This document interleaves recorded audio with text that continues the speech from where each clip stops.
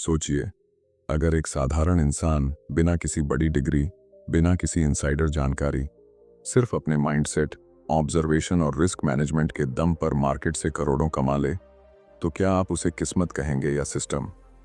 आज की इस वीडियो में हम बात करने वाले हैं ऐसे ही एक रियल लाइफ ट्रेडिंग लेजेंड की, जिनका नाम है टकाशी कोटेगावा, जिन्हें ट्रेडिंग वर्ल्ड में बीएनएफ ट्रेडर के नाम से जाना जाता है। ये कोई मोटिवेशनल स्टोरी नहीं है, ये मार्केट की हार्ड रियलिटी से निकला हुआ एक्सपीरियंस है। यहाँ कोई मैजिक इंडिकेटर नहीं, कोई सीक्रेट सॉफ्टवेयर नहीं, बल्कि एक ऐसा ट्रेडिंग अप्रोच है जो मार्केट की साइकोलॉजी, प्राइस एक्शन और वॉल्यूम बिहेवियर को गहराई से समझने पर आधारित है। ज़्यादातर लोग ट्रेडिंग में इसलिए हारते हैं क्योंकि वे प्रॉफिट के पीछे भागते हैं, लेकिन टकाशी का फोकस हमेशा लॉस कंट्रोल पर था, और यही सोच उन्हें भीड़ से अलग बनाती है। आपने शायद कई बार सुना होगा कि ट्रेडिंग 90% साइकोलॉजी और प्रतिशत सिस्टम है, लेकिन असल सवाल यह है कि उस साइकोलॉजी को कंट्रोल कैसे किया जाए।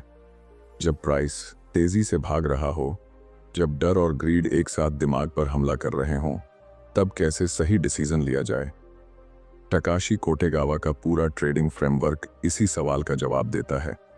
उनका तरीका हमें सिखाता है कि मार्केट में टिके रहने के लिए सिर्फ नॉलेज नहीं, बल्कि सेल्फ डिसिप्लिन, सेल्फ कॉन्फिडेंस और स्ट्रक्चर्ड रिस्क मैनेजमेंट की ज़रूरत होती है। वे हर मूव को पैसा कमाने का मौका नहीं मानते थे, बल्कि सही प्रोबेबिलिटी का इंतज़ार करते थे। वे कम ट्रेड लेते थे, लेकिन स्ट्रक्चर के साथ लेते थे, और जब गलती होती थी तो बिना ईगो के बाहर निकल जाते थे। आज आप जानेंगे कि वे चार्ट को कैसे पढ़ते थे, वॉल्यूम में छिपे संकेत कैसे समझते थे, फेक मूवमेंट और रियल ब्रेकआउट में फ़र्क कैसे करते थे, और सबसे महत्वपूर्ण, अपनी कैपिटल को कैसे प्रोटेक्ट करते थे। ये वीडियो आपको कोई गारंटी नहीं देगा, लेकिन यह आपको वह सोच ज़रूर देगा जो एक रिटेल ट्रेडर को प्रोफेशनल माइंडसेट की तरफ ले जाती है। अब समझते हैं उस फाउंडेशन को जहां से यह पूरी ट्रेडिंग जर्नी शुरू होती है। ट्रेडिंग की दुनिया में ज़्यादातर लोग चार्ट देखना सीखते हैं, इंडिकेटर सीखते हैं, स्ट्रेटेजी ढूंढते हैं, लेकिन बहुत कम लोग यह समझते हैं कि असली गेम दिमाग के अंदर खेला जाता है। टकाशी कोटेगावा की पूरी जर्नी इसी पॉइंट से शुरू होती है। वे मार्केट में पैसे कमाने नहीं, बल्कि मार्केट को समझने आए थे। यही फ़र्क उन्हें आम ट्रेडर से अलग करता है। शुरुआत में उनके पास न बड़ा कैपिटल था, न कोई हाईटेक सेटअप, लेकिन उनके पास एक चीज़ थी, वह था डीप फोकस। वे घंटों तक सिर्फ प्राइस मूवमेंट देखते थे। बिना ट्रेड लिए भी वे स्क्रीन के सामने बैठकर यह ऑब्जर्व करते थे कि कौन से समय पर वॉल्यूम बढ़ता है, किन लेवल पर प्राइस रुकता है, कहाँ अचानक तेज मूव आता है और कहाँ मूव रुक जाता है। यह ऑब्जर्वेशन धीरे धीरे उनका एक्सपीरियंस बना, और यही एक्सपीरियंस उनका सबसे बड़ा टीचर था। उन्होंने बहुत जल्दी एक बात समझ ली थी, मार्केट लॉजिक से कम और बिहेवियर से ज़्यादा चलता है।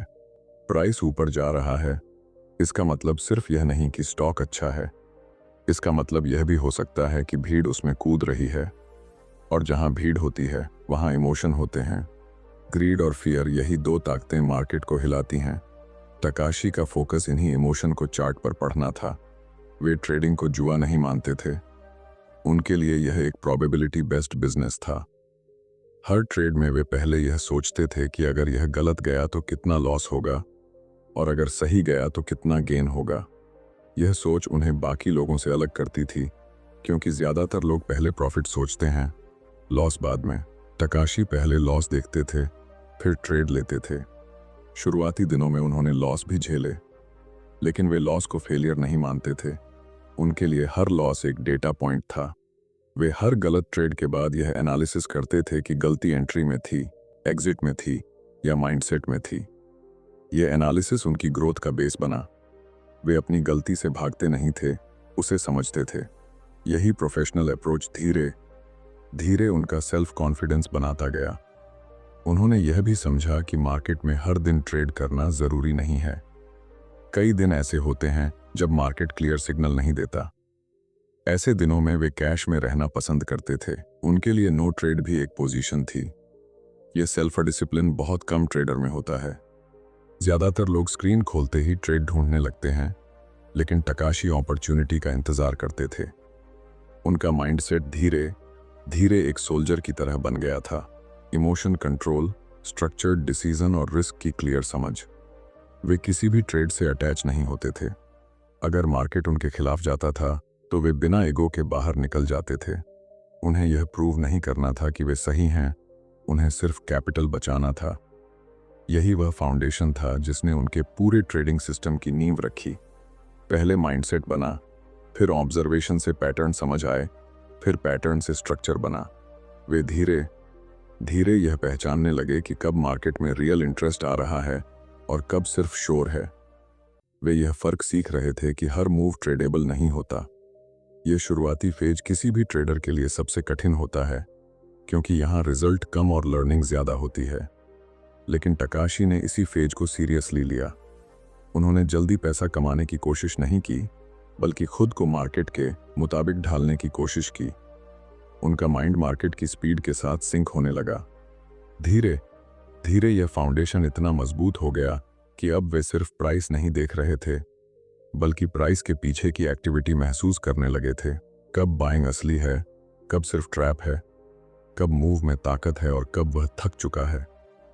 यह समझ ही आगे चलकर उनके ट्रेडिंग सिस्टम का कोर बनी, जहां स्पीड, डिसीजन मेकिंग और सटीक एंट्री का गेम शुरू होता है। जैसे जैसे उनका फाउंडेशन मजबूत होता गया, वैसे वैसे उनकी स्क्रीन देखने की क्षमता एक अलग लेवल पर पहुंचने लगी।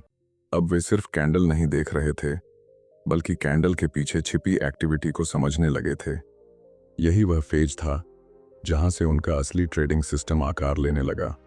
यह सिस्टम किसी किताब से नहीं आया था, बल्कि हजारों घंटे के स्क्रीन टाइम, ऑब्जर्वेशन और मार्केट बिहेवियर की डीप समझ से बना था। तकाशी कोटेगावा का फोकस खास तौर पर शॉर्ट टर्म मूवमेंट पर था। वे ऐसे स्टॉक्स खोजते थे जहां कुछ असामान्य हो रहा हो, अचानक बढ़ता हुआ वॉल्यूम, टाइट रेंज में घूमता प्राइस, या कोई ऐसा लेवल जहां बार बार रिएक्शन आ रहा हो। उनके लिए यह सब सिर्फ डेटा नहीं था, बल्कि यह संकेत था कि कहीं ना कहीं बड़े प्लेयर एक्टिव हो रहे हैं। वे मानते थे कि असली मूवमेंट वहीं से शुरू होता है जहां स्मार्ट मनी पोजीशन बना रही होती है। उनकी खासियत थी स्पीड, लेकिन यह स्पीड जल्दबाजी नहीं थी।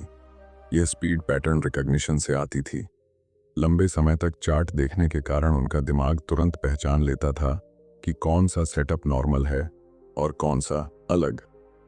जब उन्हें लगता था कि प्राइस किसी महत्वपूर्ण लेवल के पास है और वॉल्यूम धीरे धीरे बिल्ड हो रहा है, तो वे सतर्क हो जाते थे।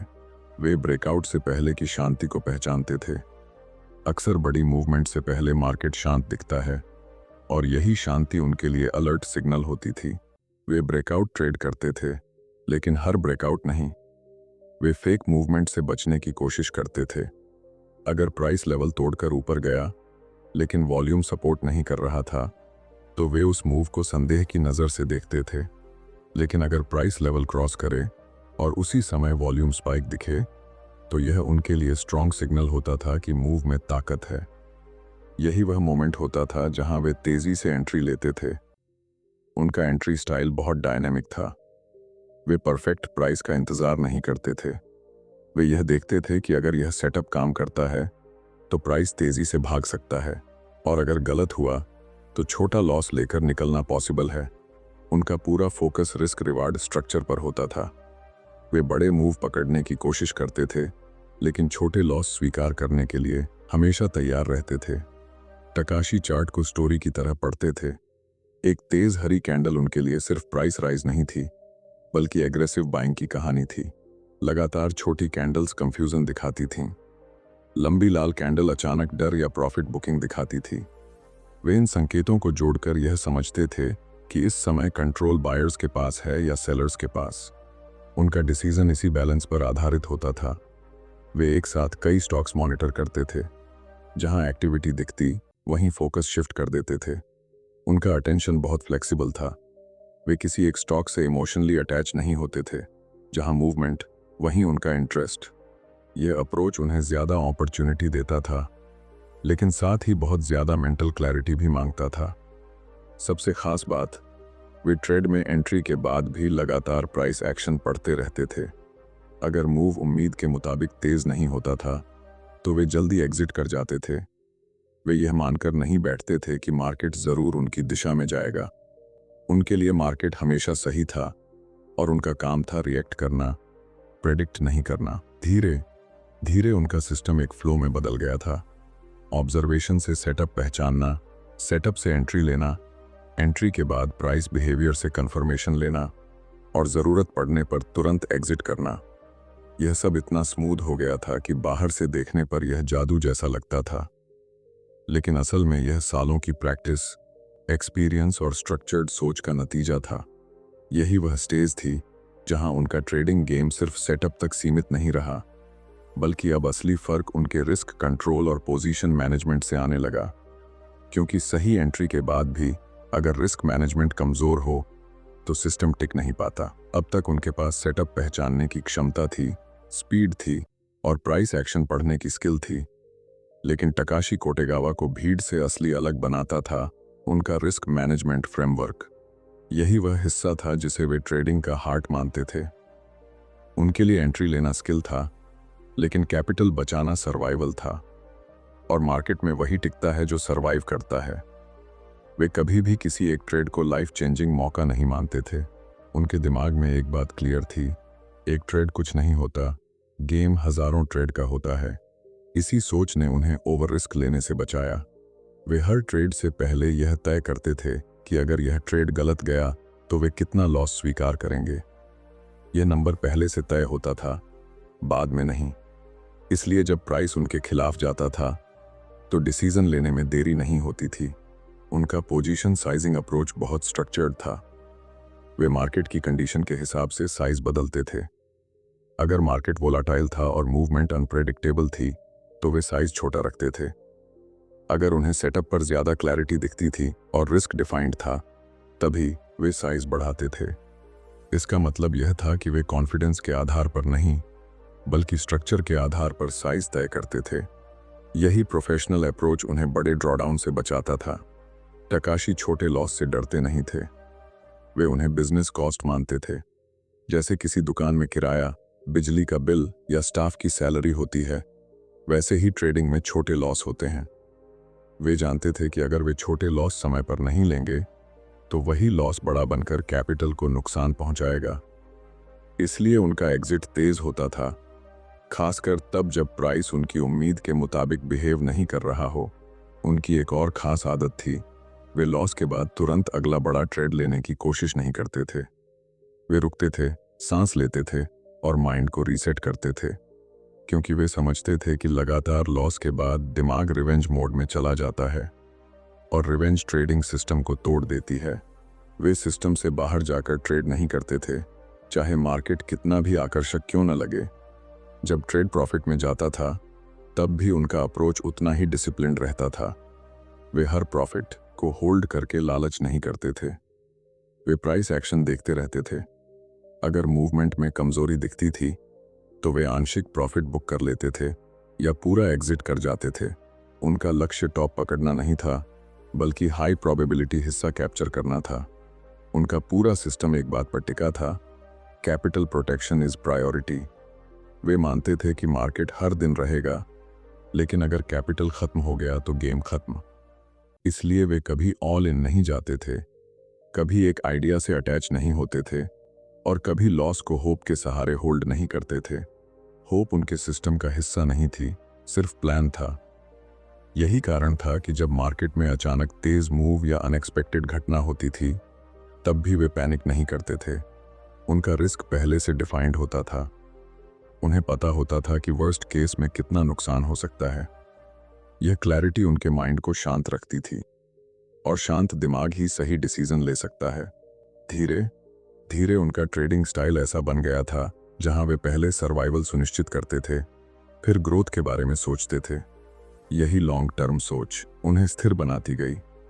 वे हर दिन बड़ा कमाने की कोशिश नहीं करते थे, बल्कि हर दिन गलतियों से बचने की कोशिश करते थे, और यही अप्रोच समय के साथ उनके अकाउंट को लगातार बढ़ाता गया।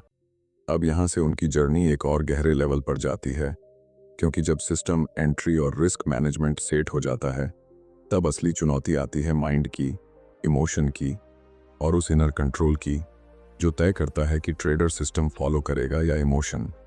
यही वह लेयर है जिसने टकाशी कोटेगावा को टेक्निकल ट्रेडर से मेंटली स्ट्रॉन्ग प्रोफेशनल में बदला। यहाँ पहुंचते पहुंचते गेम पूरी तरह टेक्निकल नहीं रहता बल्कि साइकोलॉजिकल हो जाता है। टकाशी कोटेगावा का मानना था कि मार्केट को हराने से पहले खुद को संभालना जरूरी है। चार्ट पर जो लड़ाई दिखती है वह असल में बायर्स और सेलर्स की नहीं बल्कि ट्रेडर के माइंड के अंदर चल रही होती है। अगर माइंड अनस्टेबल है तो सबसे अच्छा सिस्टम भी फेल हो जाता है। वे अपने इमोशन को ऑब्जर्व करते थे, ठीक उसी तरह जैसे वे प्राइस को ऑब्जर्व करते थे। अगर उन्हें महसूस होता था कि वे एक्साइटमेंट में हैं या जल्दी पैसा बनाने की इच्छा बढ़ रही है तो वे ट्रेड लेने से बचते थे।